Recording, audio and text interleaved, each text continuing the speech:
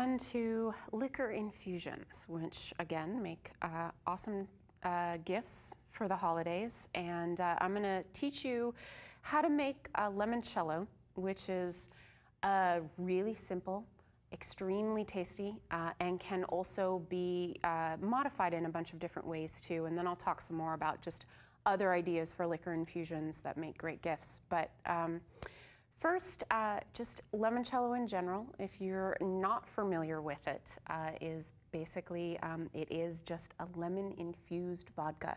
A little bit sweet, but really nice and refreshing. The first time I had it was traveling in Italy, in a little town called Riomaggiore that's part of the Cinque Terre on the Mediterranean. It's as lovely as it sounds, and I was, fresh out of college, and we were backpacking our way through Europe and found this town, and then found this bar, and made friends with the bartender. And turns out his mother made limoncello, who lived right across the street, and she made it all for the bar, and pretty much everybody had some limoncello every evening after dinner. That was, you saw it on all of the tables. So it's a great drink just on its own, but it also really works well to make some nice lighter festive drinks too. But so we'll start with that, and then I'll kind of talk about how you can turn it into other things too. This is going to go really quick because it's really simple. We do have just one modification for you guys at home. If you are able to do this in the kitchen, definitely want to do this on the stove, and I'll talk about why. But since we don't have stoves in front of us, we're going to do a little bit more of the makeshift version of it. So you guys are going to take, you have everything all prepped in front of you, so I'm going to do some of this while I talk. But you want to start with 2 lemons, and you want to just take the rind off without the pith. Try to leave as much of the white behind as you can. Little bit is not a bad thing, but what happens is the white part not only bitters the limoncello, but it also adds for more just sediment to filter out later. But I use the potato peelers mostly because it's quicker, and it really doesn't change, but you will see some recipes where they say to grate it. It's a little easier to stay away from the pith that way, but then you have all of these little teeny pieces of rind that are much harder to filter out, so you don't get as clear of an end product. So either way, if you have a lemon zester and you want to use that, go right ahead. But this is my shortcut when my husband decided that we needed to have lots of limoncello in the house, and I was making 5 liters at a time. I was not going to zest all of them, so you can have him to thank for the quick and easy method. That's a lot of the holiday booze projects that I do come in 5-liter batches, so I've learned to do a lot of things quickly. And if you're watching at home, I'm actually taking a bit more of the pith off than I want to, but this peeler is extremely sharp. It's making me realize the one that I have at home is really dull.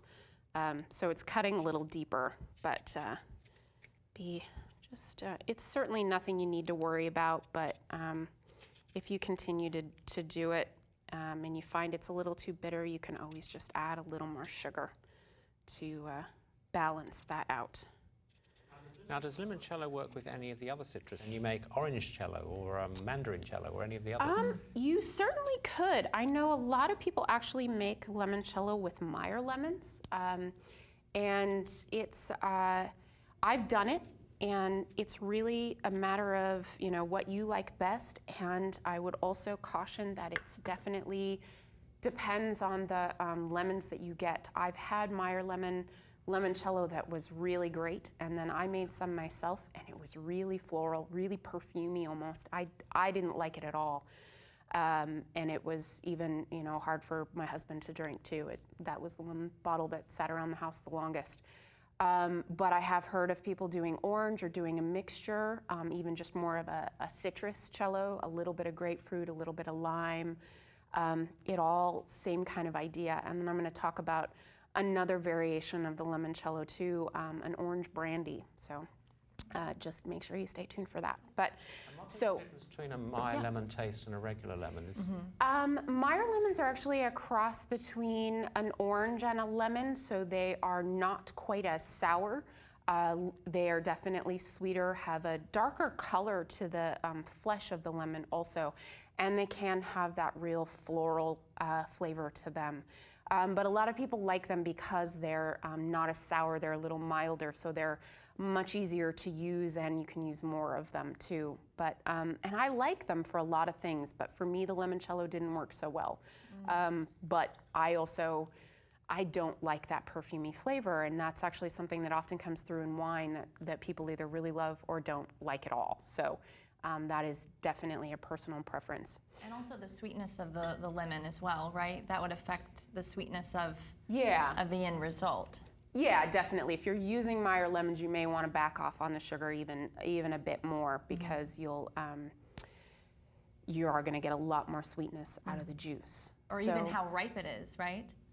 Yeah. I mean, if you're going, your standard grocery store lemons that maybe even have just a little bit of green on them, or you're not getting as much juice, you may want to do the sugar a little bit more. And limoncello, while it should age, which I'll talk more about, it's ready as soon as you're done with it, so you can taste, and if it's not quite right, you can adjust the sugar. So, and for the folks at home, what you should be doing, which I forgot to say, not that I don't know how many of you are in your kitchens with your computers, but put the lemon peels in a small saucepan. You want to be putting all of the ingredients that I'm putting into a jar into a small saucepan. So we're going to start with the lemon peel and 1 cup of sugar, which I know seems like a lot, but trust me, when I make my big batches at home, I'm using like 5 and 6 cups of sugar, and it's kind of crazy. And then still into your saucepan at home, but here we're doing our jars. You're gonna add 2 cups, double the amount of sugar of just, I'm using a really cheap Russian vodka. I've had a lot of people ask about the quality of the vodka for making limoncello, and I can honestly say I don't think it matters. So use whatever fits into your budget, use whatever you're comfortable with, and I would really steer you away from using expensive stuff, because you're covering up so much of the flavor, it doesn't matter.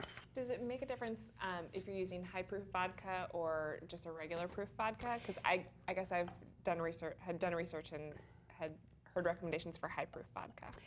Well, and there's a lot of debate. There's probably as many recipes for limoncello out there as, there are people who make it. So some people make it with Everclear, make it really high proof, and then water it down because they're not only adding lemon juice to water it down, but they're also adding simple syrup. They're adding sugar and water. Okay. What I do is add the sugar directly to the vodka. I never add any water, so I use an 80 proof vodka, give or take, and that's the proof that it stays. So you can still sip it. It's not going to burn your throat when you drink it. It's quite pleasurable. I've had some limoncellos that are pretty strong, and you can just barely sip them, or you even do want to add a little soda water or something. And that, again, I think is really a matter of taste, but I want something that's really nice and easy to sip, and so I go with an 80 proof, but I don't water it down, so it still has a kick to it. So at home, what you're going to want to do, all of this is in your saucepan. And what you guys might want to do when you go home is take everything that's in your jar and just heat it up lightly. Just want to put it over a medium heat. You don't want to bring it to a boil. You definitely don't want to get it over 120 degrees because that's when the alcohol starts to burn off. But trust me, it takes a while to get to that point. So you don't, if you have a thermometer, great, test it, but you don't have to be hyper vigilant. All you want to do is just dissolve the sugar. But what you also can do, in this case, we're going to kind of do the cheat way, is if you were just to leave this, it will eventually dissolve as you shake it, but it's going to take some time. You guys are going to walk out of here today and it's still not going to be dissolved. So I would recommend going home and just heating it up a little bit just to finish dissolving it, just because then you're going to end up with a better product at the end. You get a difference in flavour if you heat it rather than just leaving it, or just that? I don't think you do. Here, the main difference that's going to happen, that what we do and what I would recommend doing at home, is I would recommend at home you heat it up as is. Notice you haven't put your lemon juice in yet. You heat it up, just the sugar and the lemon peel and the vodka, and dissolve the sugar, and then I let it cool a little, but not all the way, and then I add the lemon juice, so I'm not heating the lemon juice at all, so I'm not losing any of that brightness. If you do it this way, you guys are going to heat the lemon juice a little, so you might lose a little of the brightness, but it's going to be minor. So I think, for the purposes of today, you're still going to get a pretty awesome end product, so I wouldn't worry about it too much. But at home, the idea is that you will simmer this, or actually not even simmer, heat this. Try not to bring it to a boil, just until all the sugar dissolves. As soon as the sugar's dissolved, take it off of the heat, let it cool for maybe 5 minutes. And then the lemons that you had taken the peels off of, then you're gonna add the juice into the mixture. You guys already have your juice, so go ahead and throw it in there. And that'll also help, the acid in the lemons will also help dissolve the sugar for you guys too, so.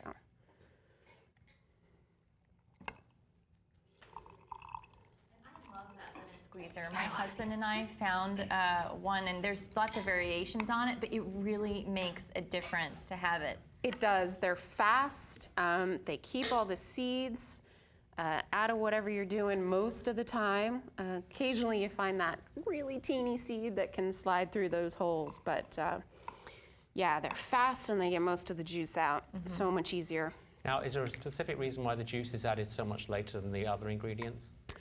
I think it's mostly so that you are keeping as much of the freshness of the juice as you possibly can, so that you're not cooking the lemon juice. Because citrus, if you've ever cooked with citrus, when you heat it up, you probably notice that you lose some of that brightness of the acidity when you heat it up.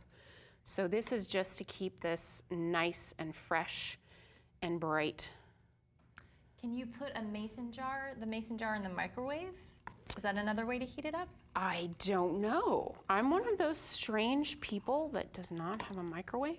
Well, the jar would certainly go. That wouldn't be a problem. But whether it then would be too rapid in terms of the heating, I would worry that it would, boil it, and that you don't want to do, because then you're going to lose the, you're going to lose a lot of the alcohol, because it'll. As soon as you get to 120 degrees, that's when the alcohol actually starts to evaporate before the water evaporates. So, okay. I wouldn't. It takes, when I do my batches of, say, 5 liters, the sugar's dissolved in 15 minutes. It doesn't take long, so. So that's obtuse grapefruit. So the note is, get out your pans and blow the dust off. Yes. No microwaves here. Come on, we're doing this all old school. So, so if you were at home, once it's cooled just a little bit and you add your juice, put a lid on whatever kind of container you're using. Mason jars are awesome, but anything that you can put a lid on, just so that there's no no fruit flies end up in it, no dust ends up in it, because you are going to let it sit for a couple of weeks. But this is pretty much it for the limoncello. You let it sit, again, in a relatively cool place, ideally not right in the sun, but I have, a small kind of pantry downstairs, just in the main floor of the house, that I put it all in, and it's still heated the same and everything turns out just fine. And at this point, you can taste it if you're unsure about how much sugar, or maybe you don't like very sweet things, so you backed off the sugar. and you want to make sure it's still going to be sweet enough. I'll tell you that the original limoncello recipe that I used to make, this is half the amount of sugar that I used to make. So I've already backed it off a fair amount because I don't like it really sweet and syrupy. But again, the sugar is totally up to you for what your taste is. So you may want to add a little bit more. People have also asked about, or I've seen people do, adding some fresh herbs at this point too. A little bit of rosemary would be really nice if you want something that's a little more savory. But that's also, you know, probably limits the way that you use it a little bit more. But if you've got some end goal, a little fresh basil would be really great too. Or you could even add berries, some fresh raspberries or something for just a little hint of a different flavor. I should just cut in here, Genevieve, and just say something really important I did say earlier. If you are going to put your jar in the microwave, you cannot put the lid on it. No, you cannot. Absolutely not, because then No it metal. will explode. So, but You will see sparks all over the place. Exactly. And But I would say stay away from the microwave I think stay away from the altogether. microwave too, but the jar itself is actually microwave safe. But if you have the jar on it, no, you're going to not only set off the microwave, you're also going to cause an explosion when you try to take it off. And then you'll have to use your pans for everything. Yes. Oh no. So then let it sit for about 2 weeks, but really all that it's doing is the flavors are just melding. It's not going to change drastically. What it's going to do is kind of mellow out. So, and I say at least 2 weeks, but it can go longer. And the flavor doesn't change drastically if you let it even go for 2 months, say. But I would recommend at least the 2 weeks, because if you were to taste it right now, it's tasty, but it's going to seem a little harsh, and it's just going to balance things out. So when your 2 weeks are up, just take this and you're going to use your handy dandy cheesecloth again. I'm not going to go ahead and strain it, but what you're going to end up with is something that looks a lot like this. No orange peels in it, or sorry, no lemon peels in it. Most of the pith and whatnot is out, but it still does get a little bit of cloudiness because the vodka does break down just some of the fruit peel. So don't be concerned if it's not perfectly clear. Plus, you just, you put lemon juice in there too, and that's got some fruit bits in it and whatnot. But there's enough alcohol in here that you do not need to refrigerate it. It will keep in a shelf just like your vodka would. But it's definitely most tasty when it's chilled, or throw it in the freezer. It is vodka, so it won't freeze, but you'll get a nice chilled cordial. Going back to kind of the holiday gifts, another thing is that, technically you should be drinking the limoncello in about an ounce to 2 ounce serving size. My husband has a tendency to fill a wine glass with it. So lovely little cordial glasses also make a nice gift to go along with the limoncello.